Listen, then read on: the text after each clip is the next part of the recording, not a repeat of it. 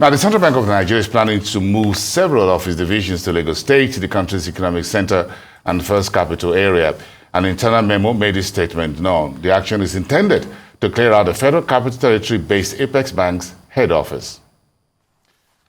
In the meantime, the African Export-Import Bank has confirmed an initial disbursement of $2.25 billion out of the $3.3 billion crude oil prepayment facility recently approved for Nigeria. Wale, the Minister of Finance and the Coordinating Minister of the Economy, stated that although the federal government has had access to the $2.25 billion foreign exchange facility since last December, it is Afrexim Bank's responsibility to announce the disbursement at the appropriate time. The much-needed credit support aims to alleviate the severe foreign exchange shortfall that has hampered economic activity and undermined investor confidence in the country. Joining me now bright and early, Monday morning, to discuss this further, Chara's business analyst here in the city of Lagos, Chika Mbonu. Good morning. Hi, Wilson. It's good to have you here. How are you today? Yeah, it's good to see you here, and I'm sure Central Bank is coming back to you in a manner of speaking. But let's start with the money. I like the whiff of $2.25 billion first. Yeah. Let's start with the money on the table. There was some relief last year, remember, when this transaction was put out there. Yes. And then after that, we didn't hear much about it again. And the naysayers, came out and started saying, maybe this is one of those promises that they've been pushing at and won't come to reality. So we're happy that this has happened. And of course, for our viewers out there, I just try to put out a couple of things just to expand our knowledge. The first thing I want to say is that a great book said the life of the flesh is in the blood, which is, it said the life of a country, life of a bank is in liquidity. You may have all the assets in this world, but if you don't have liquidity, you're actually dead. One thing that has been a major problem in the Nigerian foreign exchange market has been the lack of liquidity, which means we don't have fiscal dollars, yes, to play the global market, and that was affecting the major issue, which we talked about here, was this lack of supply. And the second thing I want to tell our viewers, again, take heart, you use what you have to get what you want. Oil is an endowment from God to us as a country, and we're trying to sell it in advance, enable us to get some money to enable us survive in the current term. Be that as it may, and let me look at the transaction, total amount, as you said, here is $3.3 billion. But what normally happens to this kind of transaction is that the lenders will segment a part of our crude, with some multiples to, that will be directed towards repayment of this loan. Tenor, remember, is over 5 years. Yeah. So this is how it's done. And I assume some pricing average to enable them recover their money. In this case, they have also said that on the basis of the figures that we use, anytime that there's an excess, that excess, 90% will be returned to Nigeria, and 10% will be used to prepay the loan, so the loan will be paid back before. If oil price goes to $100 a barrel, for example, exactly. And the deal was at 70. So the $30. Yes, we used to that. So, but again, the other thing is that who goes at borrowing goes at sorrowing. The worst time to borrow is when you're desperate.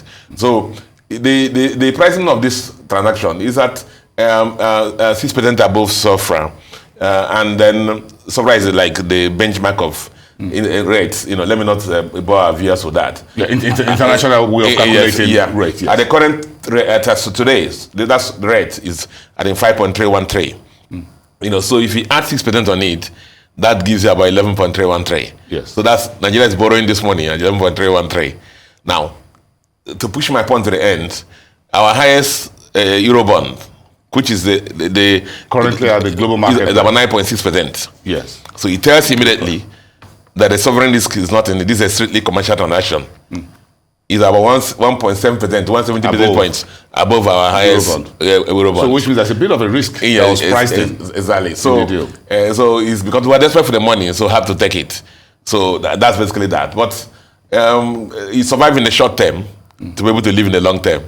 So that's how we're going to rationalize this. Well, he who fights and run away lives to fight another day. The potential, let's talk about the central bank decision to move some of his operations to Lagos with that very beautiful, into that beautiful edifice down at Tinubu there. You know, it's interesting how polarized our country has become.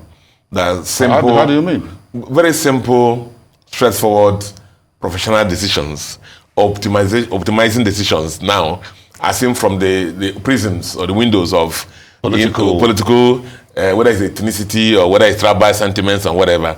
I mean, the social media is filled with insinuations as to why CBN has made this decision. Oh, they want to move everything to Southwest. They want to do this by CBN to this. I mean, people are even telling people to carry a placard.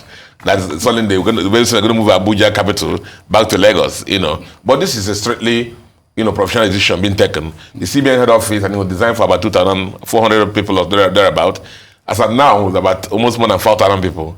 You know, issues of safety. That's the one in Abuja. Yeah, the one in Abuja, yes. Where everybody, head office, where everybody is. Yes. You know,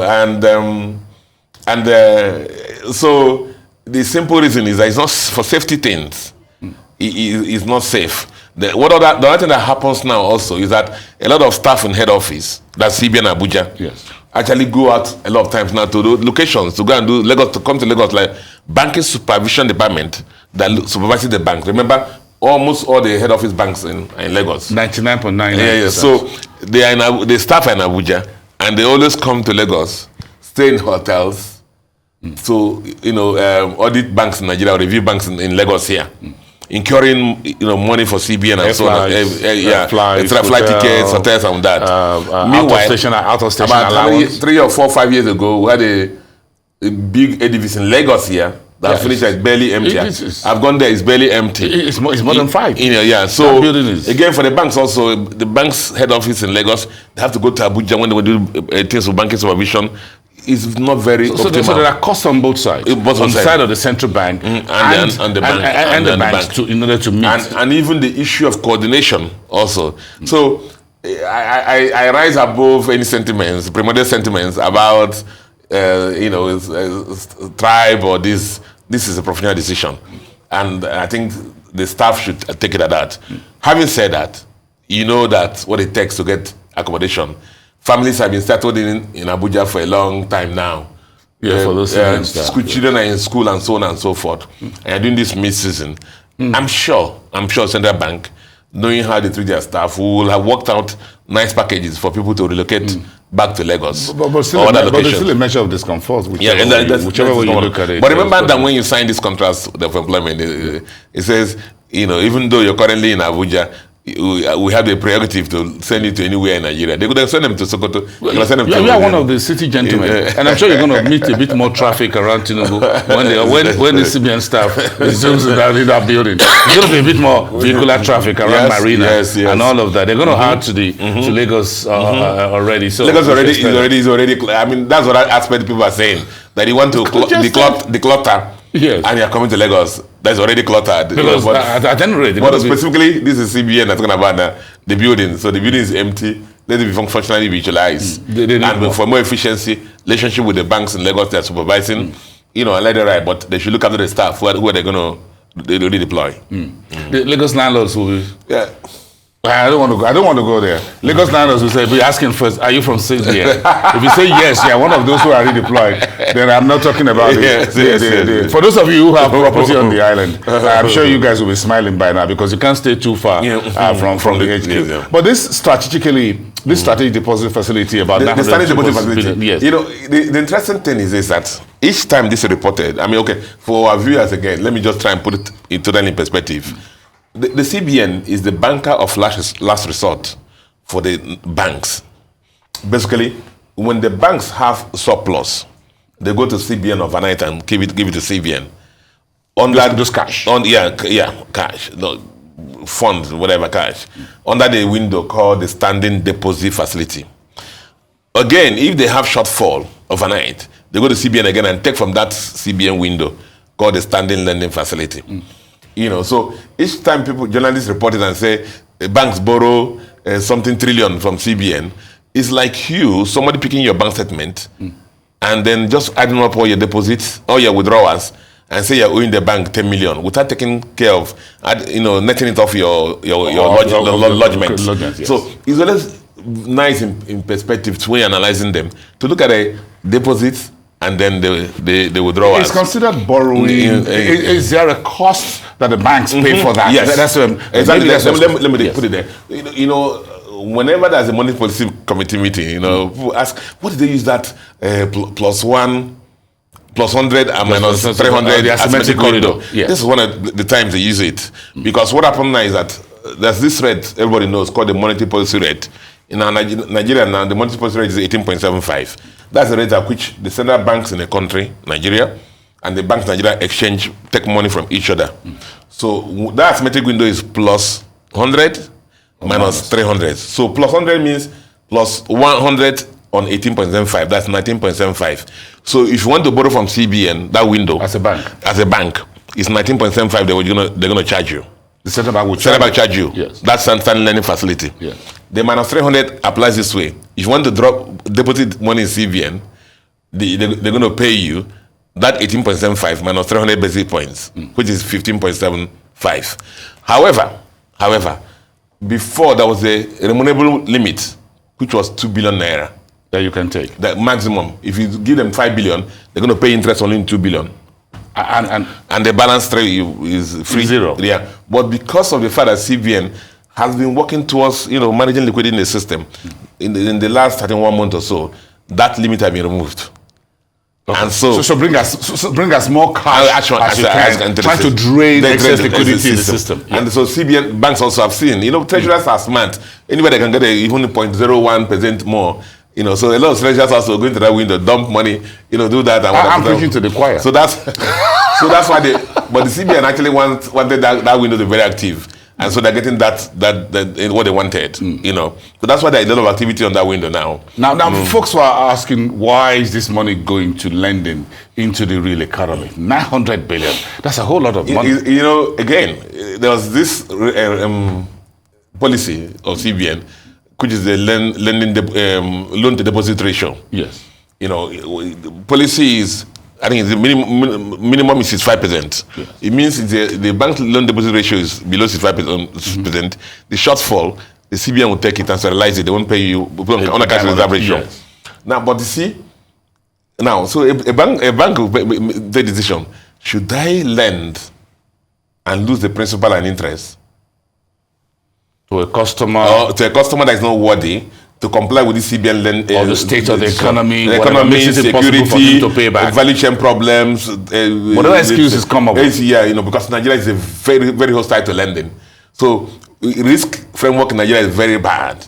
So banks are saying, should we lend that money in compliance with the CBN to comply with that lend deposit ratio and lose the principal and interest, or should we just take the penalty?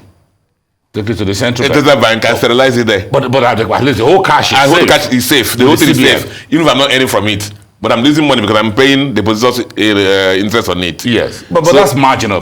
So that's why you see a lot of banks willing to take the penalty. Instead of sending this money to companies that there are multiple SMEs that are being buffeted with multiple taxes. There's power problem, infrastructure issues. The raw materials cannot come out from the ports. Name it. Name it. The raw materials, the road problems are there. Exchange rate problems. Inflation. So who can borrow money from this environment and at 30-something% effective and be able to pay you back?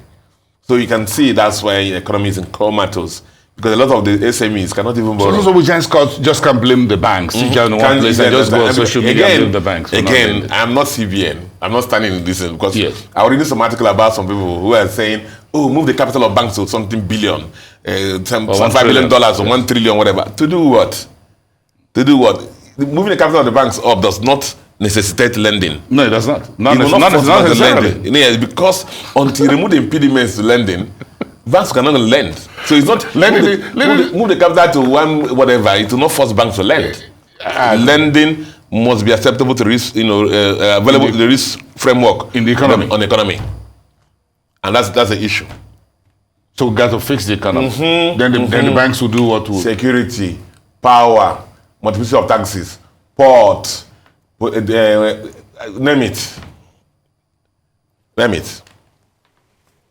Thank you. Thank Good you, morning. Thank you. Let's hang it there for this morning. You got a whole lot. I've had a whole paper filled up with all that you're saying. Thank you so much. You got a whole lot to fix. Thank you. It's nice having you bright and early Monday. Enjoy the rest of your week.